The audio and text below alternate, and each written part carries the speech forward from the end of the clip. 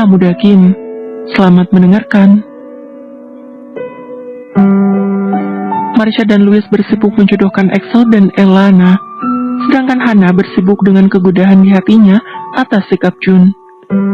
Hana memandangi buket bunga mawar tersebut sambil menggigit-gigit jari tangannya. Aku hanyalah seorang penggemar yang hidup dalam hayalanku, jatuh cinta pada seseorang yang tak bisa kugapai. Pikir Hana.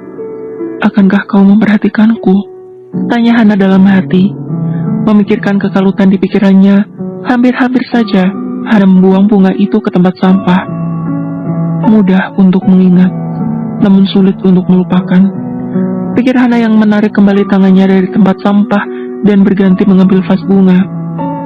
Satu yang pasti, malam ini baik Marsha, Elana maupun Hana tidak bisa tidur nyenyak karena hal-hal yang akan mereka alami besok. Keesokan paginya Marsha dan Louis sudah tiba di bandara. Mereka akan lepas landas ke Korea hari ini dengan pesawat jet mereka. Ayo, ajak Louis seraya menggenggam tangan Marsha yang terlihat nampak gugup. Tenanglah, aku ada di sini, bisik Louis. Angguk Marsha. Tak berapa lama Elana dan Axel juga tiba. Marsha, panggil Elana. Marsha menghampiri Elana yang terlihat memasang wajah masam. Axel berdiri di samping Elana dengan wajah yang sama masamnya. Kalian ini bisa senyum tidak? Tanya Marsha kepada keduanya. Akur-akur ya nanti di sana, jangan membuat masalah untukku, pinta Marsha. Ya, baiklah. Demi dirimu maka aku akan bersikap jinak kepada pria di sampingku ini, ucap Elana. Axel berdecak tanpa bisa menyelesaikan kalimat yang ada di pikirannya. Mereka pun berpisah arah untuk menuju ke pesawat mereka masing-masing. Marsha memandangi Beijing yang terlihat semakin mengecil menghilang dari pandangannya. Dalam waktu 1 jam lebih, mereka sudah mendarat di bandara Korea. Asisten Ji sudah menunggu mereka di bandara. Tuan, Nyonya. Sapa asisten Ji. Marsha dan Louis mengangguk menjawab sapaan asisten Ji. Bagaimana keadaan kakek buyut? Tanya Marsha. Kurang baik, jawab asisten Ji. Asisten Ji membawa mereka ke kediaman Tuan Kim dan langsung membawa Louis dan Marsha.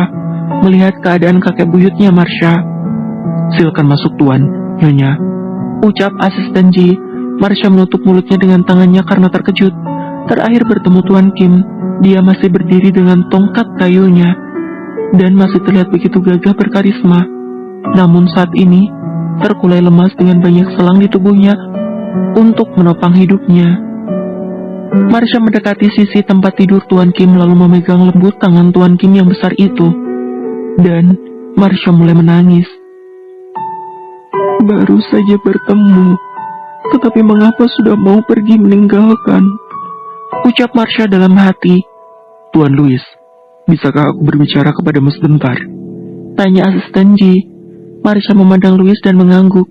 Louis pun mengikuti langkah asisten Ji ke ruangan lain untuk berbicara. Tuan, aku mohon agar Tuan bisa meyakinkan nona muda kami untuk menerima statusnya sebagai bangsawan Kim, pinta asisten Ji. Saat ini, grup Kim sedang dalam masa krisis kepemimpinan. Jelas asisten Ji lagi. Kim Yora, bibit dari nona muda, ingin dengan segera memilih pemimpin baru untuk grup Kim. Jika nona muda bersedia mengambil alih, maka kita dapat menghentikan Kim Yora. Jelas asisten Ji. Asisten Ji mengeluarkan sebuah botol kecil dari laci meja kerja. Ini Tuan, pelayan kami menemukan ini di tempat sampah ruang kerja Tuan Kim. Kecurigaanku, ini adalah sesuatu yang membuat Tuan Kim jadi seperti sekarang, ucap asisten Ji. Berikan itu kepadaku, pinta Louis. Asisten Ji memasukkan botol itu ke dalam plastik transparan dan memberikannya kepada Louis. Aku hanya bisa membantu membujuknya, tapi tidak memberi jaminan jika dia akan setuju, ucap Louis kepada asisten Ji. Baik Tuan, ucap asisten Ji seraya menundukkan kepalanya. Tuan, ada satu hal lagi, ucap asisten Ji. Apa? Tanya Louis. Seharusnya Nona memiliki koin keberuntungan. Ini untuk membuktikan identitas sebagai nona muda kami. Jelas asisten Ji. Mereka berdua kembali masuk ke dalam kamar Tuan Kim. Louis bersimpuh di sisi Marsha yang masih terus memegangi tangan Tuan Besar Kim.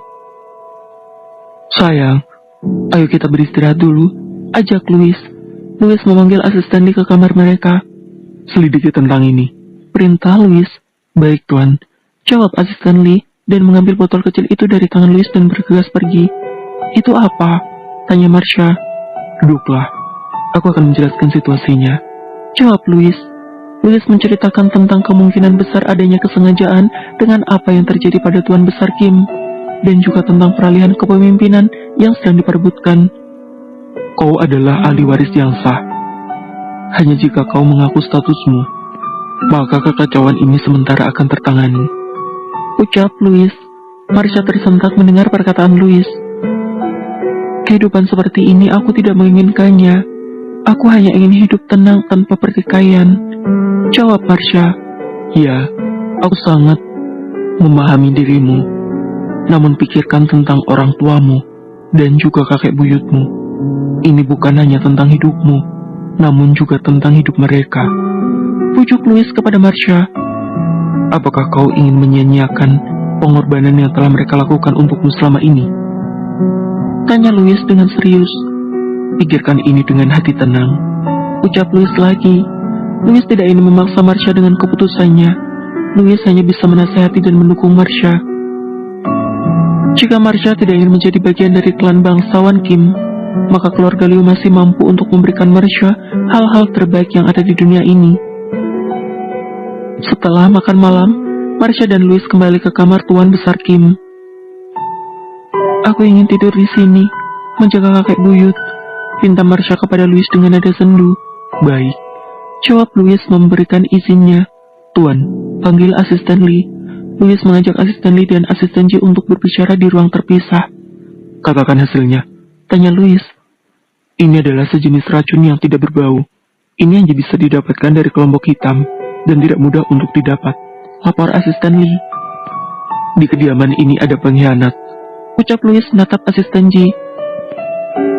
Saat ini, mereka pasti sudah mengetahui kedatangan Marsha, ucap Louis lagi.